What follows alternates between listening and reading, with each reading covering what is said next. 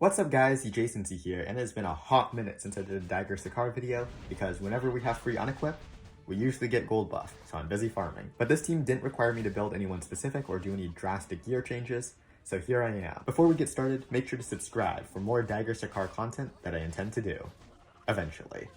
Anyways, so for this first phase, don't use any skills besides Rass's S3 and Rose's S2. This is because these abilities will help keep your team alive, but all the other abilities will speed up the time it takes to clear this wave, and right now you want to grind the most souls possible, because you need to grind 20 from scratch. For the next phase, I didn't change any gear, just artifacts and exclusive equipment, so I had to RNG a couple bits, but it wasn't anything super crazy, and you can remove these RNG aspects by utilizing free unequip. First, my Flurry outsped the Wyvern. Normally this would be fine since you can S3, however my Sigret is too slow to take advantage of the defense break if Flurry defense breaks turn 1, so I had to use the S1, which means the Wyvern can start random targeting. I also got lucky that Flurry pushed up my Rose, but you can mitigate that RNG aspect by gearing Rose to be faster than Rass. Then I got lucky again that the random targeting of the Wyvern went for Flurry. However, if the Wyvern had hit Rass or Flurry, the run would have been cleared for sure, and might have still worked if it went for Rose. From there, set up your Rose attack buff. This next part you might have to re-roll a bit, but when Rass uses his S2, make sure he lands defense break, especially if your Sigret doesn't have the same DPS stats as mine.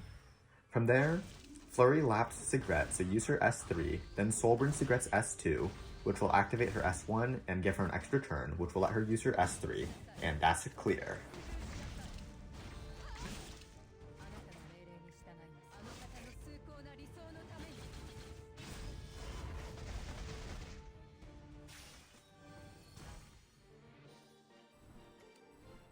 And as you can see, I cleared both requirements with one team, so let's go over the stats and what I recommend changing to reduce the RNG aspects I had to jump through to make this work.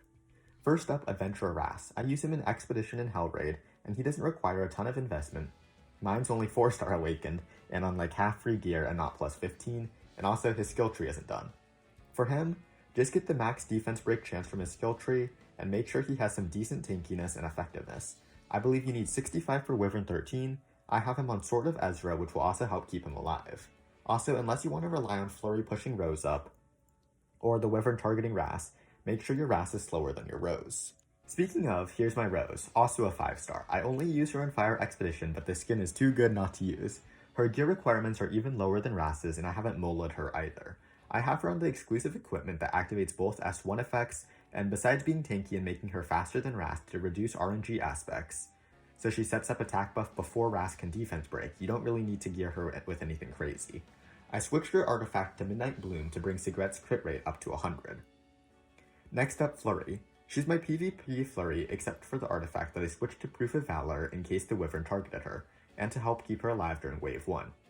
Flurry is also such a good unit that you can use her in a lot of PvE content. For example, I use her in my auto Fire Expedition, Ice Expedition, and Dark Expedition. She needs to be decently tanky and have enough effectiveness to land defense break. If you want to lower RNG requirements, you should lower her speed so she's slower than the Wyvern, because if he takes damage, I'll start random targeting. Maybe I'll try this again without her boots and see how things go. But honestly, with random targeting, you still have a 50-50 chance of winning, perhaps even 75%. I don't know how important it is for Rose to set up attack buff before Rass defense breaks. Finally, Sigret. It's just my Wyvern 13 one-shot Sigret. Speaking of, you should go watch it if you haven't already. I did change one thing though. I switched her EE to the S2 EE, so she'll activate the S1 after I soulburn the S2. Anyways, you don't need these stats, because this Sigret is meant to kill Wyvern 13 on auto with no souls, but since you have access to soulburn, you don't have to be hitting these stats. And I would try to raise her speed a bit instead, so you can use Flurry's S3 on turn 1. I couldn't though because my Sigret is too slow, so the Wyvern got enough turns to remove defense break before Sigret got her turn. But overall, yeah, this team is relatively low gear level, especially equipment removal wise. I normally do PvP and lore videos, so subscribe if those sound interesting to you. I also occasionally do PvE videos like these and hunt one-shots, so if you want more Dagger Sicar content, subscribe and I'll get to it. See ya!